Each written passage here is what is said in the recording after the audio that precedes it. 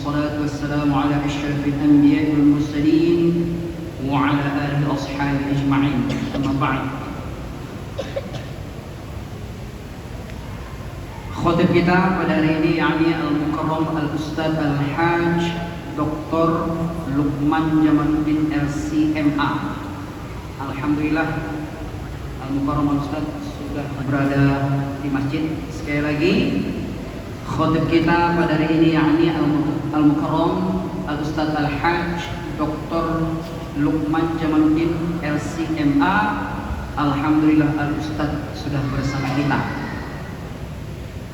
Selanjutnya kas masjid kita kas pekan lalu 50.680.000, infak Jumat 3.210.000, infak mingguan 1.049.000, kota infak 6 juta rupiah.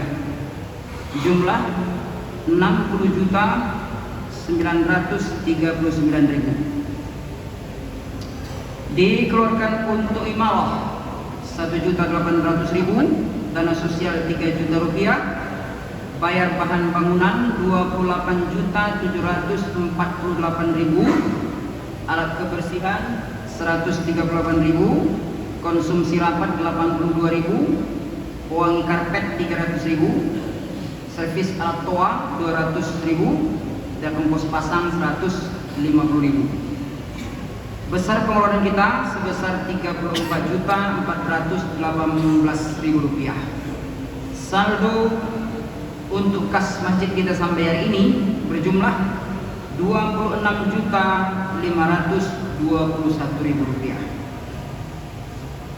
Kemudian untuk kas yatim kita, kas pekan lalu 78.481.000, infak Jumat 1.015.000, infak mingguan 519.000. Tidak ada pengeluaran. Saldo untuk anak yatim kita sampai hari ini berjumlah 80.015.000 rupiah. Demikian pengumuman dari kami. Mudah-mudahan bapak-bapak, saudara jemaah Jumat yang berinfak teruslah berinfak, berilah yang terbaik. Mudah-mudahan Allah selalu memberikan balasan yang lebih baik, dan mudah-mudahan selalu sehat walafiat dan kita dilimpahkan segala rahmat dan hidayahnya. Dan juga kita bersama-sama bermohon kepada Allah, mudah-mudahan di tahun ini kita juga mendapat pemimpin atau mendapat presiden yang amanah dan adil, insyaallah mudah-mudahan. Terima kasih. Assalamualaikum warahmatullahi wabarakatuh.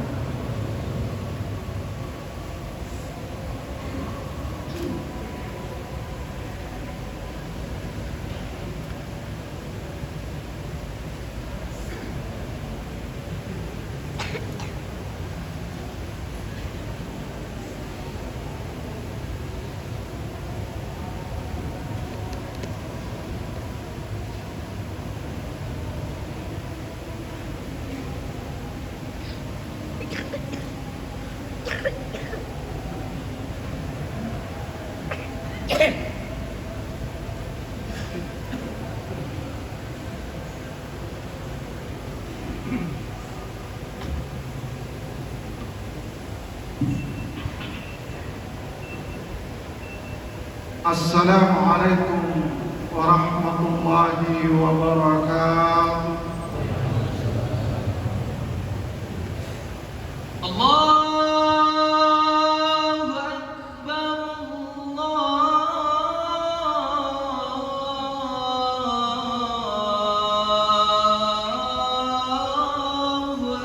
Akbar.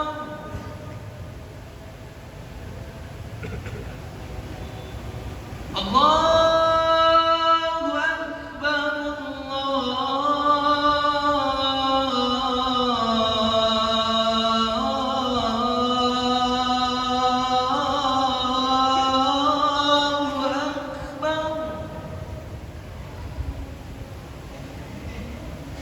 أشهد أن لا إله إلا الله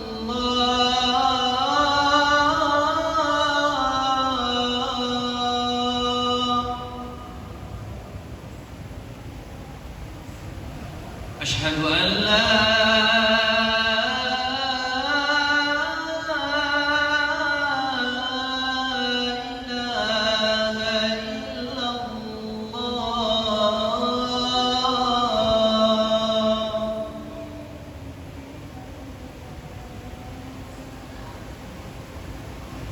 أشهد أن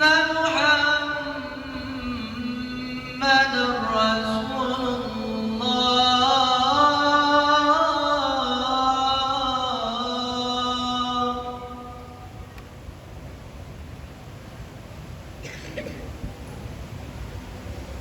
أشهد أن محمد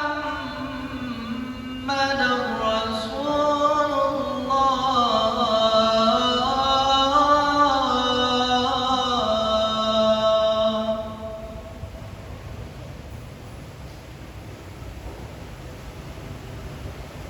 حي على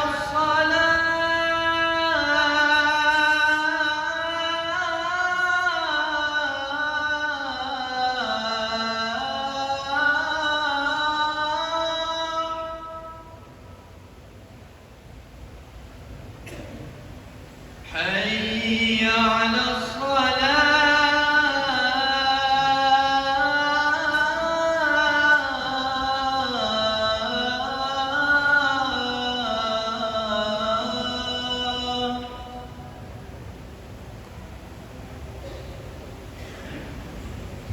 حي على الفلاح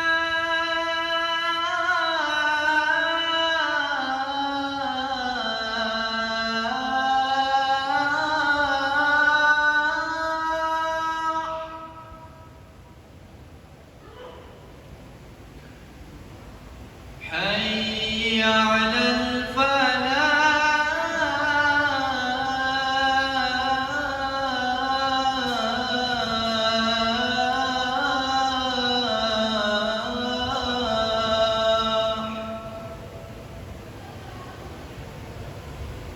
الله أكبر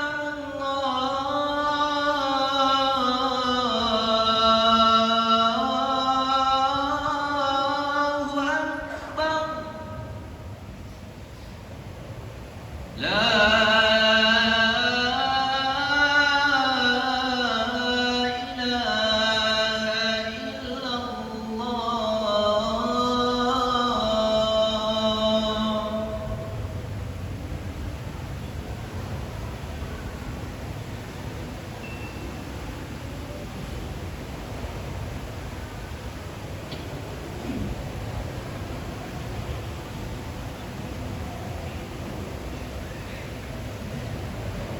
إن الحمد لله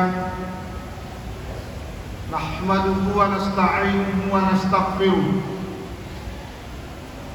ونعوذ بالله من شرور أنفسنا وسيئات أعمالنا من يهده الله فلا مضل له ومن يضلل فلا هادي له أشهد أن لا إله إلا الله وحده لا شريك له وأشهد أن محمدا عبده ورسوله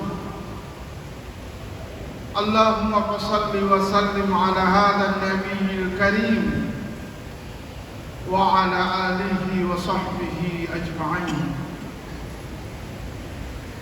يا أيها الذين آمنوا اتقوا الله حق تقاته ولا تموتن إلا وأنتم مسلمون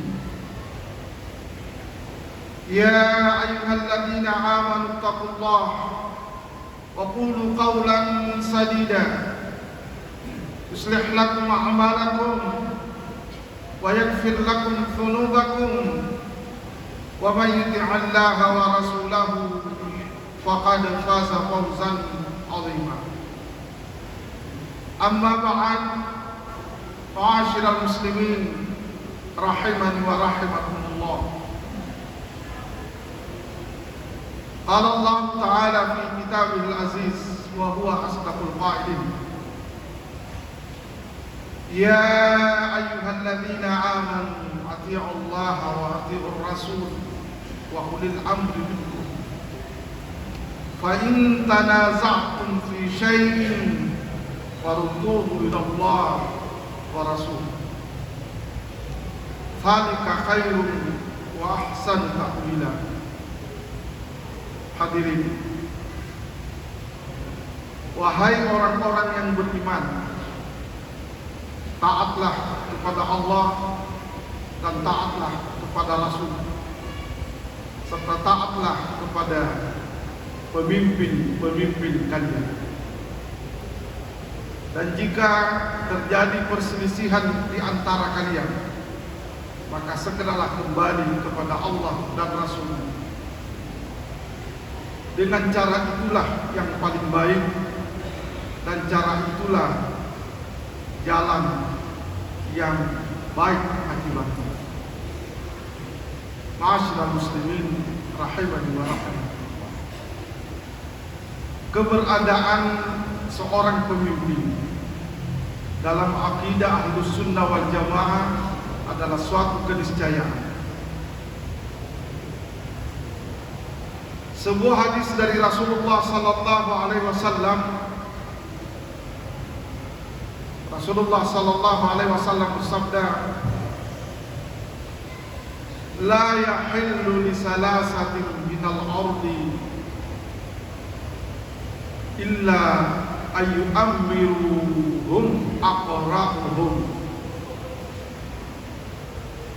Tidaklah pantas seorang yang bertiga berada di suatu tempat kecuali hendaklah mereka mengangkat satu pemimpin yang paling baik di antara mereka. Dipertegas dengan hadis yang lain, "Idza kana salasatun fi safarin falyu'ammiruhum ahadahum." Jika kalian akan melakukan perjalanan terdiri dari 3 orang, maka satu di antara kalian wajib ditunjuk sebagai seorang pemimpin.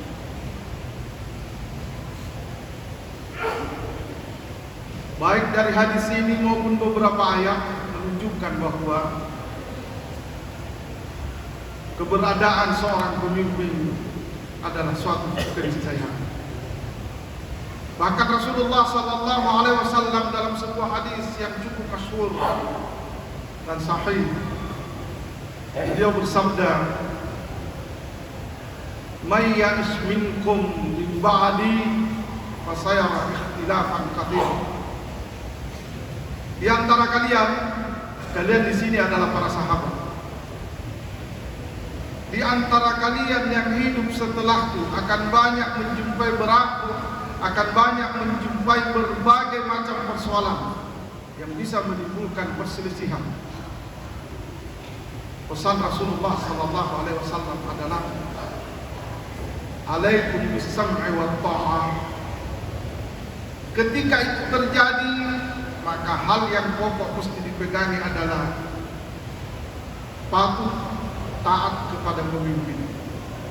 Walaupun pemimpin itu adalah seseorang yang menurut kita tidak layak menjadi seorang pemimpin. Bukan tidak layaknya yang menjadi kata kunci, tapi yang menjadi kata kunci adalah ketaatan kepada pemimpin. Ma'asyiral muslimin rahimani wa rahimakumullah. Agama kita adalah agama sempurna. Kita bisa melihat beberapa pola yang ditawarkan oleh Allah untuk memilih pemimpin. Ketika Rasulullah sallallahu alaihi wasallam wafat pada hari Senin, Ali dan beberapa sahabat yang lain sibuk mengurus jenazah baginda Nabi sallallahu alaihi wasallam. Sementara yang lainnya mencuri waktu agar ada kepemimpinan setelah Rasulullah sebelum jasad beliau dimakamkan.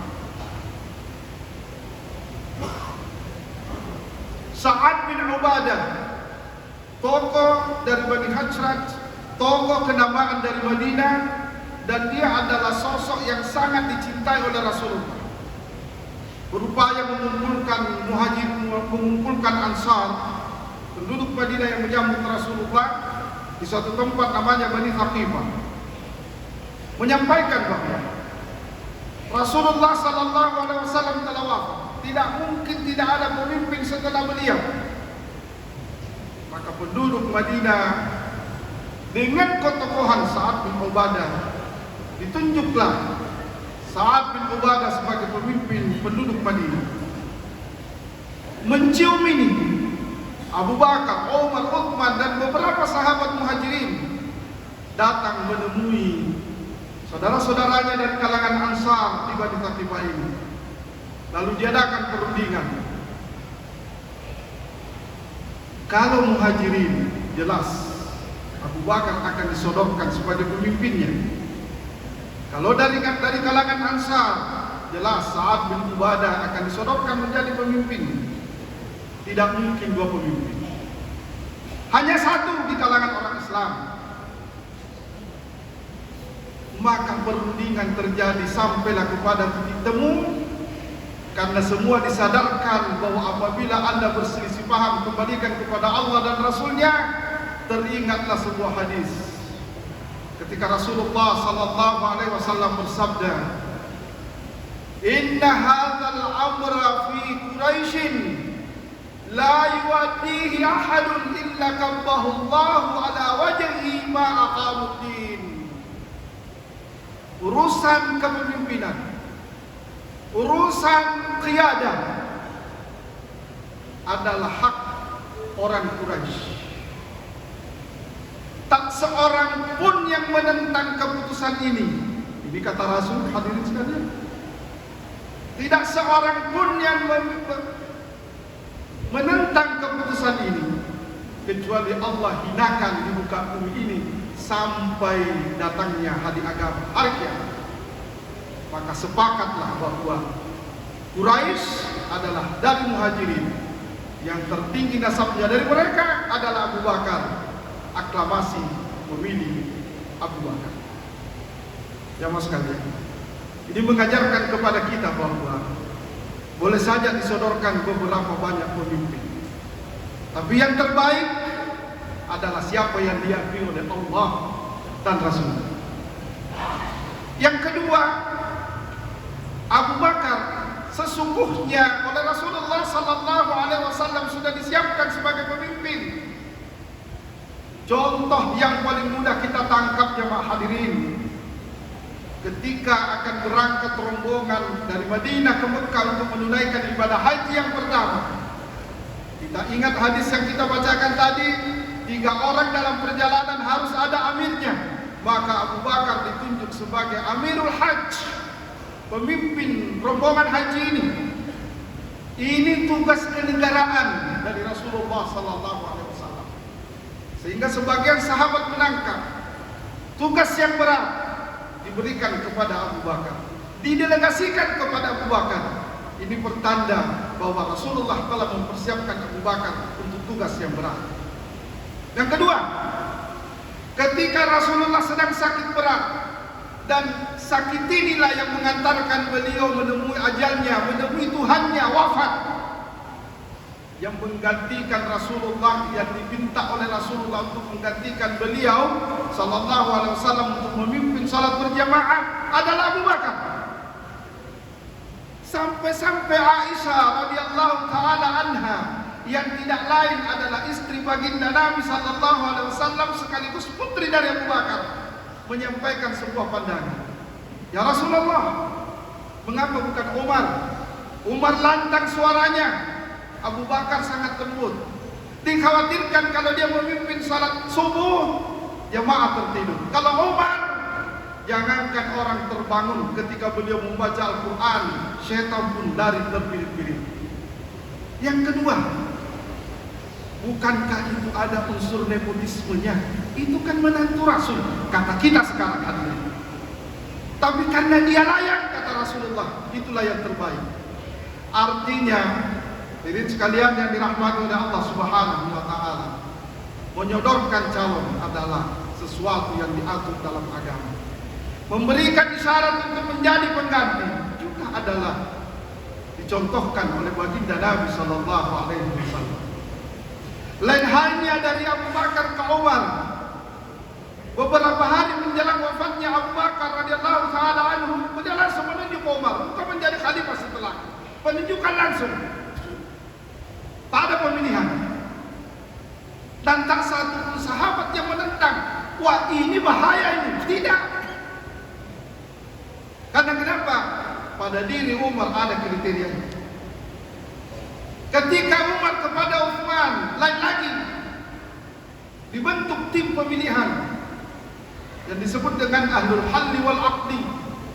Dan satu ketuanya adalah Abu Musa al-Asy'ari. Lalu disuruh meminta calon-calon yang akan diusulkan. Mengerucutlah pada dua nama, Utsman dan Ali. Ketika Abu Musa al-Asy'ari menyampaikan bahwa silahkan yang pertama menyampaikan calonnya, Utsman maju, maaf hadirin sekalian yang dirahmati oleh Allah, Ali maju ke depan, menjawab tangan Utsman dan mencium pundaknya. Lalu Abu Musa al-Asy'ari berkata, kalau saja Ali sudah memilih Utsman, tentu bagaimana kita? Pelajaran bahwa walaupun Ali masuk dalam kandidat, dia selalu mengedepankan siapa yang pantas. Boleh diukur dengan kondisi sekarang. Jika seandainya nama kita berada dalam salah satu calon yang dipilih, pilihan kita tidak akan beranjak dari memilih diri sendiri, karena menganggap diri kita paling hebat dan kitalah yang paling pantas. Tapi Ali, dia memilih Utsman karena dia beranggapan dan penuh keyakinan bahwa Utsman lebih pantas daripada saya. Diserahkan itu, tidak ada masalah. Berlalu kepemimpinan Utsman, muncullah masalah besar di ujung pemerintahan Utsman yang mengakibatkan Utsman terbunuh. Hadirin, ketika gejolak terjadi di mana-mana, beberapa sahabat menghadap kepada Ali bin Abi Thalib. Engkau harus tampil menjadi pimpinan. Engkau harus tampil mengambil kendali khilafah ini. Kalau tidak, umat Islam akan tercabik-cabik. Maka Ali pun dengan sangat terpaksa maju. Bukan reda, seolah makmum menjadi-jadi. Beberapa kelompok orang setelah beberapa waktu berlalu kepemimpinan Ali menghadap, ya Ali, engkau menjadi tulang punggung Abu Bakar. Engkau menjadi orang yang selalu di tempat Abu Bakar minta pendapat. Kepemimpinan Abu Bakar berhasil. Begitu ketika Utsman, engkau yang kepercayaannya juga berhasil. Ketika Utsman, engkau yang pertama membaiatnya, berhasil. Tapi ketika engkau menjadi pimpinan, kenapa kok terjadi seperti ini? Ali cuma menjawab, rakyatnya Abu Bakar adalah orang sekaligus saya. Masyarakatnya Utsman adalah orang semisal saya, kata Ali. Bahkan yang memilih Utsman adalah saya. Tiba giliran saya jadi pemimpin, rakyat saya adalah seperti kalian yang mengkhianat.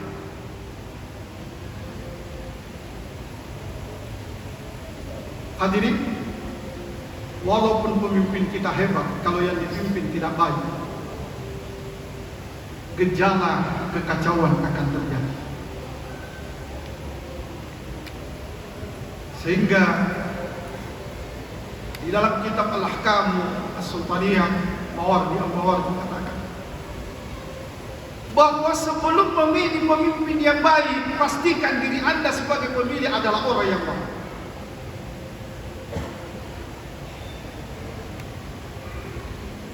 Abu Bakar berhasil, Ali patokannya. Umar berhasil, Ali misalnya. Utsman berhasil, Ali yang memilihnya. Ali gagal karena para pengkhianat yang menjadi di belakang. Terjadilah kekacauan. Maka di masa pemerintahan Ali lah tercabik-cabik Islam itu. Semoga Allah mempertemukan kita persatuan yang utuh kembali ketika kita kembali menjadi orang baik, dan dengan itu kita memilih pemimpin yang baik. Jangan sekalian, ketaatan kepada Allah dan Rasulnya serta pemimpin ulil amri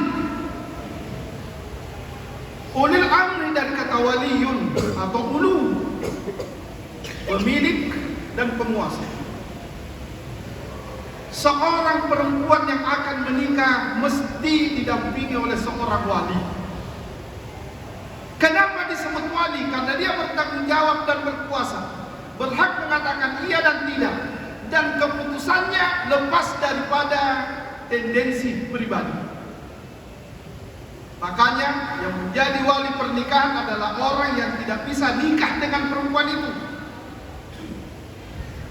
Sebab jika yang menjadi wali pernikahan adalah orang yang bisa menikah dengan calon mempelai perempuan itu, maka dia bisa gagalkan pernikahan itu karena dia yang menikahi perempuan itu.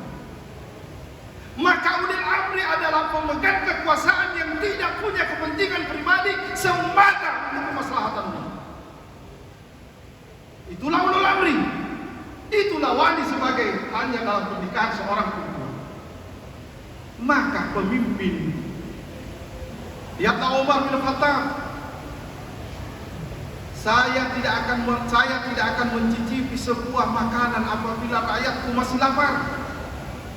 Dan tidak pantas saya berada di sebuah tempat yang menyejukkan jika rakyatku masih merasakan terik panas. Lihat Umar bin Abdul Aziz, walaupun sebentar memimpin, tapi keadilan, kemakmuran, kesejahteraan terasa oleh seluruh umat manusia lintas benua, Asia, Afrika, bahkan sebagian Eropa. Baru saja dilantik menjadi khalifah, putranya datang menghadap. Lalu ditanya, Abdullah, kamu melaporkan apa? Ini urusan keluarga, Bang. Kalau begitu kita matikan dulu semua lampu penerang yang ada di ruangan ini, karena ini punya negara, bukan punya pribadi.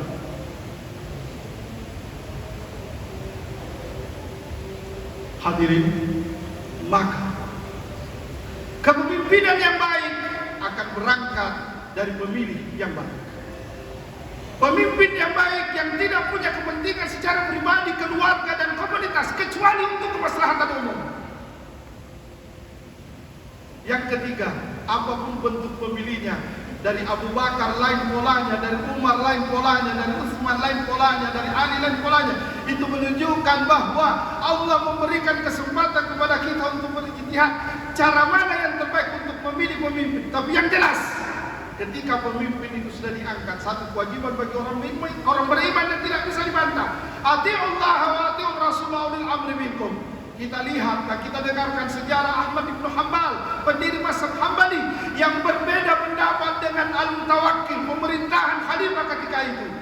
Diikat tangan, diikat kaki dari belakang,